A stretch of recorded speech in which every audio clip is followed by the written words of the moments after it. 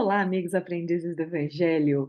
Finalmente, o Jerônimo e a equipe, composta pelo André, enfermeira Luciana e Padre Hipólito, se colocam em direção à Terra, agora mesmo na crosta, aqui entre os encarnados, para começar no auxílio às desencarnações, que são o tópico principal aqui do livro.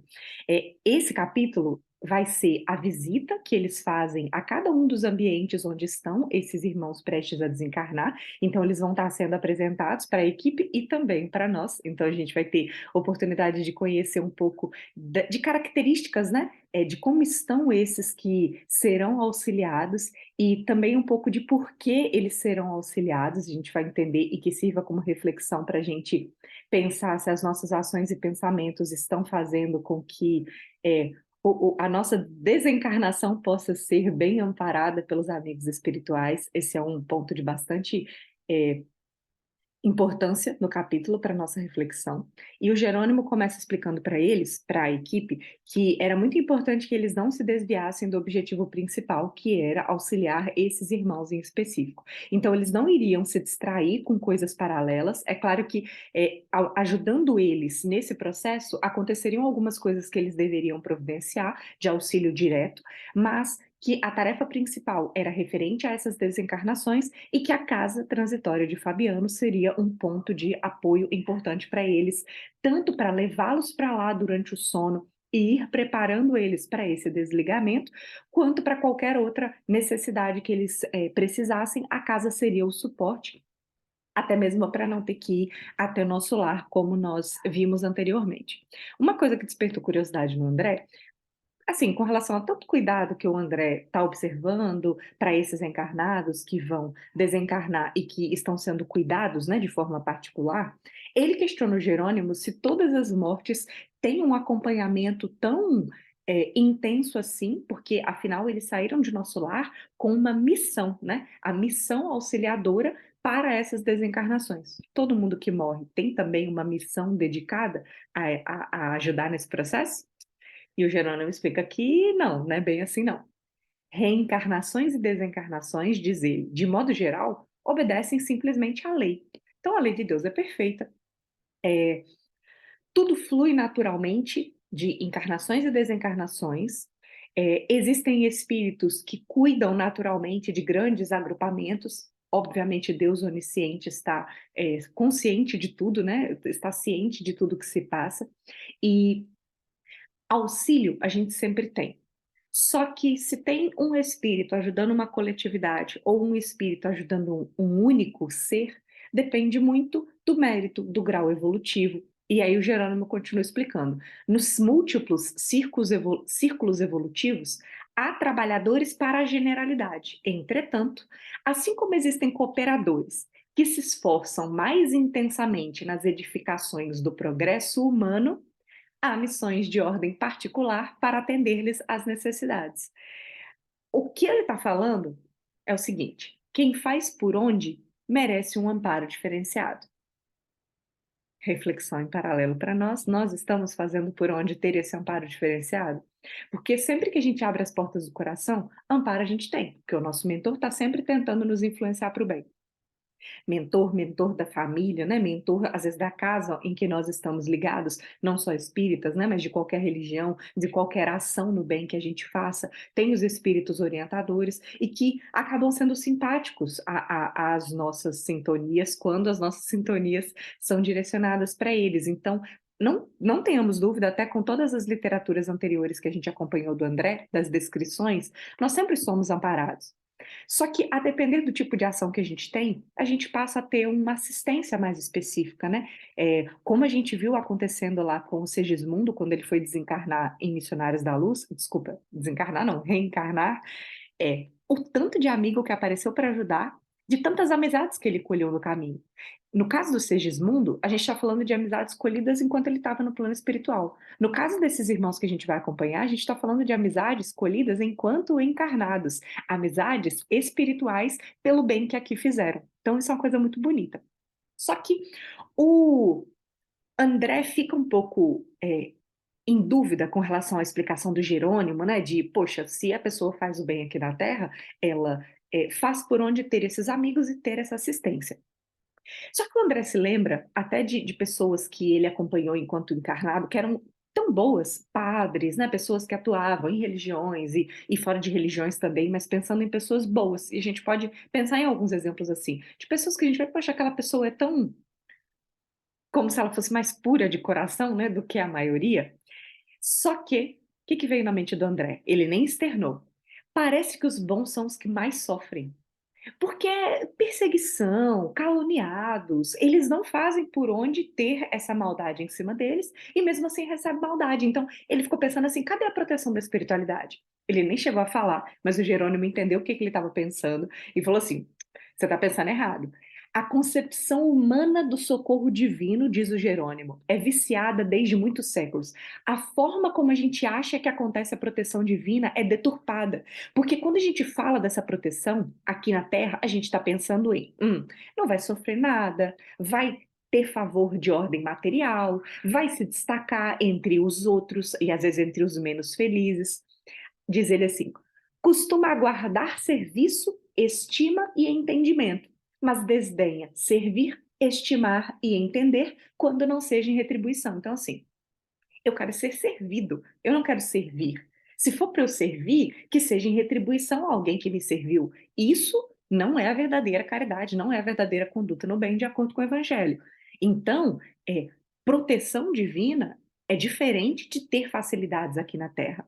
Continua ele explicando. O subsídio celeste, né, o que o mundo espiritual do bem tem a nos oferecer, traduz-se por benditas oportunidades de trabalho e renovação. Porque assim, é, a gente sabe, né? As dores do corpo acendem luzes na alma. Então, é nos desafios que a gente prova se nós realmente somos diferenciados em relação à maioria e merecemos a ajuda. Diz ele, chega muitas vezes essas oportunidades de trabalho e renovação ao círculo da criatura como se foram gloriosas feridas, magníficas dores, abençoados suplícios. Aí dá a entender que a gente necessariamente tem que sofrer, né? Que é um martírio, né? Que é um suplício. E aí ele continua sobre isso. Não que o Senhor intente transformar discípulos em cobaias, mas pela imposição natural da obra educativa em que a lição do aluno atento e fiel deve interessar a classe inteira. É assim. Estamos no mundo de provas e expiações. Aqui é um hospital generalizado. Não é difícil que a gente perceba isso olhando os problemas que nos rodeiam, principalmente as coisas que são noticiadas na televisão, que inclusive chamam muito mais atenção para o mal que acontece do que para o bem. Mas assim, não estamos aqui num parque de diversões. As vicissitudes, né, os sofrimentos são inerentes ao nosso estágio evolutivo. E quem passa por esses sofrimentos de uma maneira sublime, de uma maneira resignada, está também ensinando aos irmãos. Podemos ver o maior exemplo que nós temos, que é Jesus. Jesus não veio aqui a passeio. Jesus teve diversos exemplos na sua vida também de perseguição e morreu condenado pela incompreensão daqueles naquela época. Se ele viesse hoje, será que ele também não seria supliciado das formas que nós temos hoje em dia? Talvez ele não fosse uma piada para a atualidade? Então, que isso fique de reflexão para que a gente entenda que o sofrimento é uma coisa natural do estágio em que nós estamos. Sofrer de forma resignada significa que nós aprendemos que o principal não é aquilo que a gente vivencia nesses anos de carne. Eu falo, é importante o que a gente aplica, o que a gente coloca em prática do bem para o próximo, mas não uma doença que nos pega por alguns anos ou que nos conduz à desencarnação, porque isso é só uma etapa. Nós somos espíritos milenares. O que é uma vida aqui de 60, 80, 100 anos? O que são os sofrimentos aqui temporários na carne, perto das luzes espirituais que isso acende em nós? E, importante, isso não significa que nós precisamos sofrer para acender essas luzes na alma. Tudo depende do que tem no nosso passado espiritual, do que a gente precisa acertar com a lei. Porque, muitas das vezes, as nossas dores são expiações do que a gente deixou para trás, do que a gente fez de caquinha no passado e agora a gente precisa acertar as contas com a lei. Quando isso não acontece, quando nós fazemos realmente por missão, ou como a gente diz, como prova e não como expiação, é para a gente realmente fazer uma avaliação se quando vem o sofrimento a gente consegue lidar com ele, mesmo não devendo nada, mas podendo mostrar, podendo provar como se fosse uma prova que a gente faz na escola para validar se a gente aprendeu aquilo de verdade ou não. Bom, o André ficou convencido com essa argumentação do Jerônimo, que ele até finaliza assim, eu acho que eu não li o finalzinho. O que quase sempre parece sofrimento e tentação constitui bem-aventurança, transformando situações para o bem e para a felicidade eterna, que completa, né, a explicação que eu comentei agora há pouco. E aí, orientados por Jerônimo, eles foram primeiro para o interior do estado do Rio de Janeiro, né? Nosso lar é uma colônia que fica em cima do rio, basicamente tudo que eles fazem é nessa região. E eles foram até uma certa casa humilde e viram determinado companheiro em lastimáveis condições, com uma cirrose hipertrófica já avançada. E apresentado, fala: é Dimas, assíduo colaborador dos nossos serviços de assistência há muitos anos. Então a gente vai conhecer os nomes, conhecer mais ou menos em que eles atuam, conhecer as religiões nos quais eles atuam e como é que estava a situação geral deles, se mais desprendidos ou mais arraigados à existência terrena. E aí o Jerônimo continua explicando que ele veio há muito tempo da colônia espiritual, mais de meio século, então ele tinha mais de 50 anos, e consagrou-se à tarefa obscura para melhor atender aos desígnios. Desenvolveu faculdades mediúnicas apreciáveis, colocando-se a serviço dos necessitados e sofredores. Então vemos que como ele atua na tarefa mediúnica, entende-se que ele atuava no contexto do espiritismo. Aí ele continua descrevendo, o André agora. O quarto modesto permanecia cheio de radiosos eflúvios, denunciando a incessante visitação de espíritos iluminados. Então, eles estavam ali com a missão específica da desencarnação, o que não significa que esses espíritos estavam também amparados por outros amigos da espiritualidade. E aí ele continua. Nosso amigo fez-se credor feliz de inúmeras dedicações, pela renúncia com que sempre se conduziu no ministério. Agora é chegado para ele o tempo do descanso construtivo. Então vejam que não tem favor aqui. São pessoas que viveram uma vida de dedicação, muitas vezes de sofrimento, que é como se no corpo abrissem chagas que fazem brilhar a luz que tem dentro de nós. Agradavelmente surpreendido, diz o André, reparou que o doente percebeu a presença deles. Como tinha uma mediunidade desenvolvida, ele conseguiu, inclusive, fechar os olhos do corpo, observar com os olhos da alma que eles estavam ali, ficou mais feliz, né? Ficou mais animado.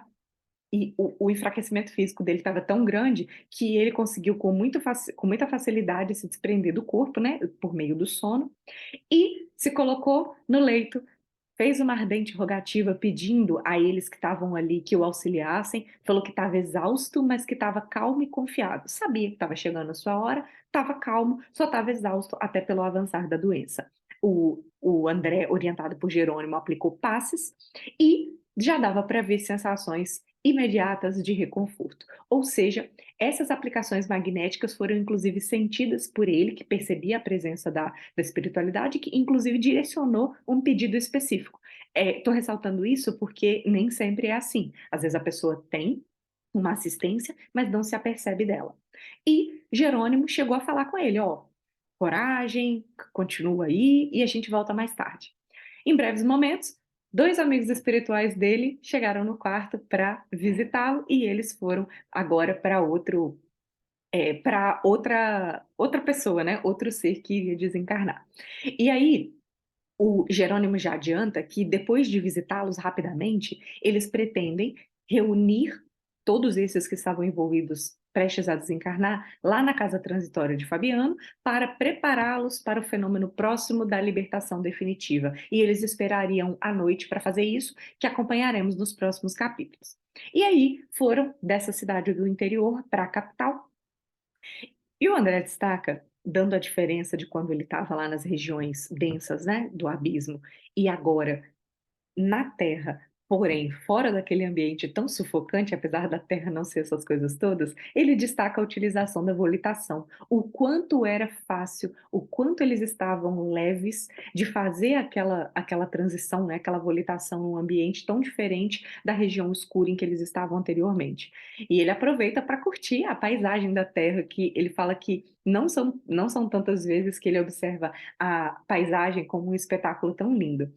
E não decorreu muito tempo, entraram em uma outra residência, bairro menos populoso e vira uma linda paisagem doméstica. Um cavalheiro na idade madura, deitado num divã, com sinais de tuberculose muito adiantada, mas que estava conversando, razoavelmente animado com 2 pequeninos, que eram os filhos dele, que aparentavam 6 e 7 anos. Desculpa, 6 e 8 anos respectivamente, na descrição do André. Luz aureolava a cabeça desse senhor e, falando com as crianças, despertava elas para o momento próximo que estava da desencarnação dele, educando-as para este momento, que elas não deveriam sentir falta do pai, que ele não ia morrer, que era só uma continuação em um outro corpo que eles não veriam, mas que ele continuaria velando pela família. E assim, é um diálogo que é muito legal ler na íntegra, porque a gente precisa tanto dessa educação, não só para a gente, mas também para os nossos filhos, para os nossos parentes. É um momento tão importante. Aí eu vou ler alguns trechinhos aqui. Ele fala assim: Papai, mas o senhor acredita que ninguém morre? E ele: sim, ninguém desaparece para sempre, e é por isso que eu estou aconselhando vocês. Eu vou para um mundo melhor do que este, onde seu pai possa ajudá-los num corpo são, embora diferente. E às vezes aí as crianças, de certa forma, protestaram com carinho, e ele fala: ó, vocês não têm que ficar com receio, não. Organizei tudo, a mamãe vai trabalhar nos negócios até que vocês cresçam. Se eu pudesse, eu até ficaria em casa, mas do jeito que eu tô, eu não ia ajudar em nada. Então Deus vai me dar um outro corpo e eu vou estar com vocês sem que vocês me vejam. E aí a gente vai ser até mais feliz. Há muitos dias que eu quero falar isso para vocês, só que chegou a hora agora e eu quero que vocês fiquem com a certeza que eu amo vocês para sempre, amor constante. Depois que eu for, um monte de gente vai tentar desanimar vocês. Vão falar que eu sumi para sempre, que na verdade morreu e acabou, que é tudo sepultura, e não é bem assim não. Não se deixem levar por essas falas. E ele fala depois pro irmão, pro filho: diga-me, Carlinho, você acredita que seu pai venha desaparecer?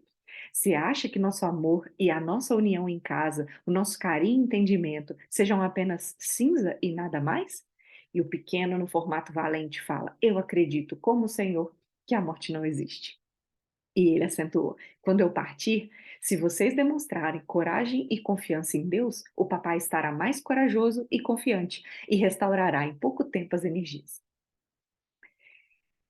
Que sirva de exemplo para gente, diálogo com crianças pequenas, falando da educação para a morte, que todos nós precisamos tanto.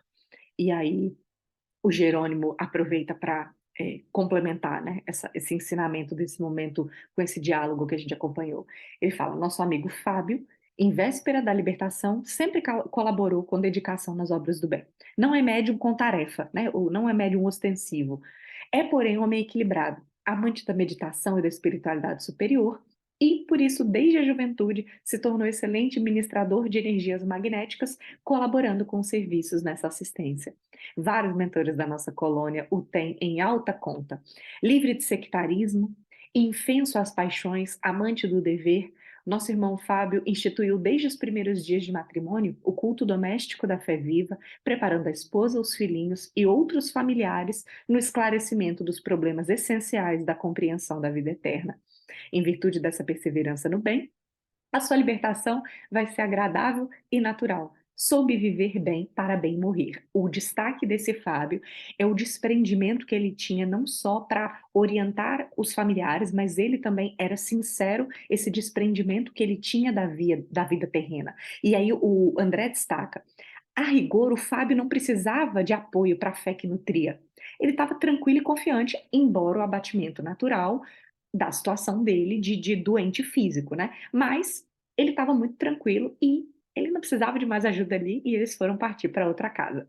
Daí a instantes, foram para um moderno apartamento, um moderno e confortável apartamento, num elegante bairro. No leito, uma senhora de idade avançada com problema no coração.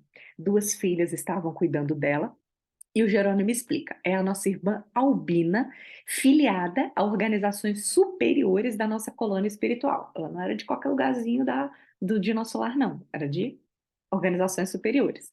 Tem inúmeros admiradores, pelo muito que vem fazendo na esfera do evangelho. Presentemente, permanece em serviço nos círculos evangélicos protestantes.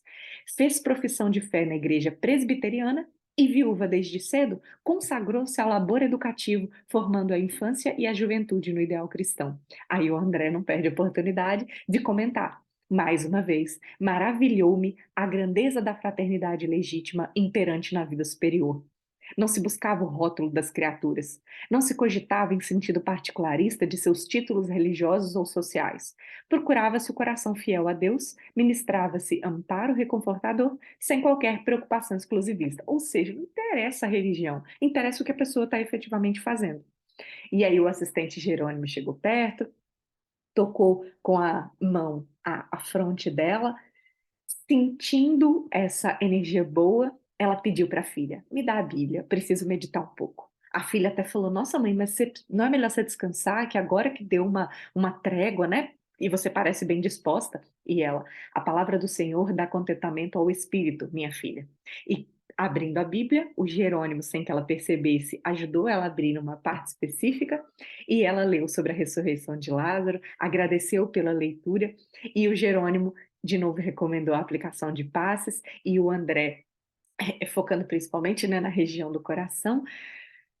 E aí viu que, finalizando isso, alguém de nosso plano entrou e era uma dedicada amiga que vinha velar a cabeceira. Então, mais um ambiente em que eles estavam ali, sondando, né, como é que estavam os assistidos deles, mas que esses assistidos estavam também muito bem assistidos por outros irmãos da espiritualidade. E aí a pessoa que chegou, né, o espírito que chegou falou: "Ó, reconforta-nos a proteção de que nossa irmã é objeto. No entanto, creio que há forte pedido de prorrogação em favor dela. Todos nós somos de parecer que deva ser chamada à esfera com urgência para receber o prêmio a que faz jus. Porque assim, já lutou tanto na vida, está na hora mesmo de desencarnar e descansar. Todavia, continuou o espírito, há razões poderosas para que seja amparada convenientemente, a fim de que permaneça com a família consanguínea na crosta encarnada por mais alguns meses. E aí o Jerônimo, ok, vamos ter o prazer em ajudar todo o serviço fraterno que for necessário. Vamos passar aqui diariamente até que a tarefa termine. Do que houver de novo, seremos informados. Não, o Jerônimo não deu mais detalhes e também o André não perguntou, mas então o que dá a entender é que ela não seria desligada agora, apesar do aneurisma no coração estar bem avançado, né, prestes a romper. Parece que havia uma intervenção para que ela ficasse alguns meses a mais junto com a família. Isso é muito legal também da literatura do André Luiz, a gente conhecer eh, esses pormenores de um planejamento, porque às vezes o planejamento pode ter exceções, a depender da necessidade daquele ser que está encarnado, a depender da família envolvida. E aí, partindo para outro ambiente, eles entraram agora num hospital, diz o André, defendido por grandes turmas de trabalhadores espirituais. Não tenhamos dúvida, hospitais são lugares muito protegidos. Infelizmente, muito atacados também, né? Porque a gente deixa entrar lá de acordo com a nossa sintonia, mas sempre muito cheio de trabalhadores do bem.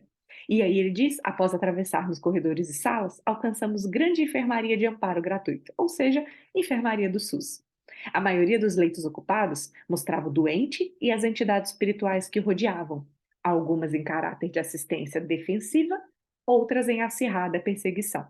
Então, o que determina se os espíritos que estão do lado é ajudante ou é quem está atrapalhando, quem está perseguindo, não é se o leito é privado ou público, não é se é do plano de saúde ou se é do SUS. O que importa é a nossa sintonia. E nesse caso, o assistido de agora estava num leito abandonado pela família, no leito do SUS, e estava rodeado de auxílio positivo.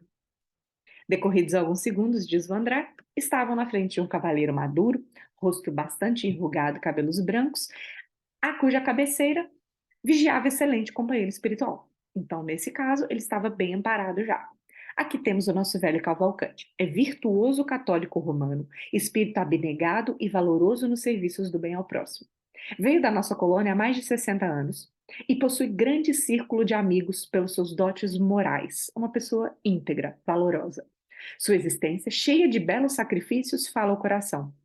Aqui se encontra junto aos filhos da indigência, abandonado pela parentela por causa dos seus ideais de renúncia às riquezas materiais. Mas não se acha desamparado pela divina misericórdia. Tinha esse irmão que estava velando junto com ele, chamado Bonifácio, e explica que a cirurgia dele tinha sido marcada, e o Jerônimo fala: "Vamos assisti-lo no instante oportuno", e pediu ao André de novo que fizesse operações magnéticas, especificamente, sobre o aparelho digestivo do Cavalcante, e o André percebeu que, nesse caso, o assistido estava totalmente alheio à influenciação deles, porque a anterior, que era protestante, mesmo não sendo médium, ela sentiu a inspiração e quis pegar a Bíblia para fazer uma oração. Esse daqui não chegou a sentir, não percebia a presença. E aí o André percebeu, apesar das elevadas qualidades morais, não possuía bastante educação religiosa para o intercâmbio desejável, até mesmo para sentir aquele auxílio que estava sendo destinado a ele naquele momento. Dos 4 que havíamos observado naquele dia, esse era sem dúvida o mais triste. Além das vibrações do ambiente perturbado, o operando não oferecia fácil ensejo à nossa atuação. E o espírito que estava junto com ele explicou: "Eu estou com dificuldade de mantê-lo tranquilo. Em vista dos parentes desencarnados que vêm assediá-lo, apesar dos trabalhos de vigilância, muitos deles conseguem o acesso e incomodam-no. O pobrezinho não se preparou convenientemente para libertar-se do jugo da carne e sofre muito pelos exageros da sensibilidade, apego à família, mesmo ele tendo sido abandonado, ele tem um pensamento muito afetuoso em relação aos parentes, em relação àqueles que ama, e isso é um apego que dificulta muito a ação da espiritualidade, dificulta até mesmo protegê-lo desses parentes desencarnados inferiores que vêm atormentar ele." Bom, e o Jerônimo comenta, e até como explicação para a gente. Sim, a deficiência da educação da fé, ainda mesmo nos caracteres mais admiráveis, ou seja, em pessoas virtuosas, em pessoas boas, origina deploráveis desequilíbrios da alma, em circunstâncias como esta. Conservar-nos-emos, porém, apostos como retribuição ao devotado amigo pelos obséquios inúmeros que dele recebemos. Então, vejam, não é que esse irmão estava em sofrimento, persistente no mal, como tantos casos que a gente já acompanhou. Não. Ele tinha suas virtudes, ele tinha o mérito para ser amparado, mas a situação dele podia ser muito melhor, muito mais leve, se ele tivesse um pouco mais de educação, de libertação em relação à matéria. Mais alguns minutos e foram para a última visita. O pórtico de notável, simples e confortável edifício chegou à vista, e tratava-se de uma louvável instituição espírita cristã, onde se sediava a compacta legião de trabalhadores do nosso plano. Nessa instituição tinham inúmeras criancinhas, era basicamente, né, uma casa espírita com trabalho muito ativo, e alguém recebeu eles na porta. Nada mais, nada menos que Bezerra de Menezes, o dedicado irmão dos que sofrem. Abraçou um a um com espontânea jovialidade e comenta: "Ah, a gente já esperava a comissão." Felizmente, nossa querida Adelaide não dará trabalho.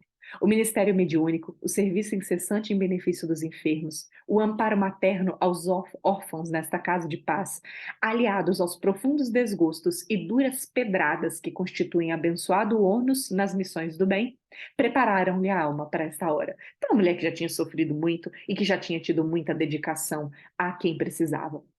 Num quarto vazio, não tinha ninguém encarnado, só que duas jovens desencarnadas muito iluminadas estavam ali acariciando a Adelaide.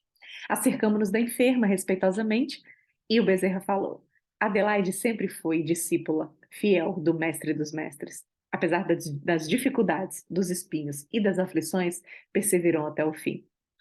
A digna senhora entrou em oração, da mente dela emanavam raios brilhantes, e apesar dela não ter visto a equipe, ela viu Bezerra, porque ela tinha uma eh, ligação muito grande com ele. E aí ela fala: "Ah, eu sei que é o termo da jornada, meu venerável amigo. Eu estou pronta. Desejo muitos anos que o Divino Senhor me revele o caminho. Não desejo adotar outros desígnios que não pertencem a Ele, nosso Salvador. Todavia, e ela não conseguiu continuar, ela começou a chorar, e o Bezerra chegou perto, como um pai carinhoso, e falou: "Já sei. Você pensa nos parentes, nos amigos, nos orfãozinhos e nos trabalhos que ficarão. Ó Adelaide, compreendo seu devotamento materno, a obra de amor que lhe consumiu a vida. Afinal, ela deu a vida por esse serviço. E agora ela vai deixar para quem? É aquela coisa de, poxa, se eu sair, se eu morrer, quem vai cuidar?" Continua Bezerra. "Entretanto, você está cansada, muito cansada. E Jesus, o médico divino da nossa alma, autorizou seu repouso. Confie a ele as penas que lhe oprimem o espírito afetuoso. Deponha o precioso fardo de suas responsabilidades em outras mãos. Esvazie o cálice de sua alma. Sua grande batalha está terminando. Você é feliz, minha amiga, muito feliz, porque seu espírito virá condecorado de cicatrizes depois de resistir ao mal durante muitos anos, como sentinela fiel na fortaleza da fé viva. Entregue parentes e afeições a Jesus. E medite agora na humanidade, nossa abençoada e grande família, porque afinal, nós temos uma família muito maior que a família universal, além da nossa família, que a gente tem o costume de cuidar com tanto carinho aqui na Terra. Entregue quanto aos serviços confiados por algum tempo à sua guarda, estão fundamentalmente afetos ao Cristo, que providenciará as modificações que julgue oportunas e necessárias. Então você está aí pensando nas criancinhas, nas tarefas que eram sob sua responsabilidade, mas foi uma responsabilidade temporária, porque a tarefa é do Cristo. Então pode ficar tranquila que ele vai dar um jeito de colocar as pessoas certas para continuar esse trabalho. E ele continua. Baste a você o júbilo do dever bem cumprido. Arregimente, pois, as suas forças e não se entristeça, porque é chegado para o seu coração o prélio final. Tá acabando essa vida para começar a vida espiritual de novo. Coragem, muita coragem e fé. E a conversa foi interrompida por alguém que chegou encarnado anunciando visitas, e o Jerônimo começa num gostoso bate-papo bem elevado com o Bezerra, e o André e a equipe saíram de perto para deixar eles mais à vontade na conversação. E assim finaliza esse capítulo, agora conhecendo aqueles que serão é, os cuidados, né? Os cuidados deste livro, do restante desse livro, e a gente vai acompanhar diversos detalhes de cada uma dessas vidas. Um abraço a todos, até a próxima.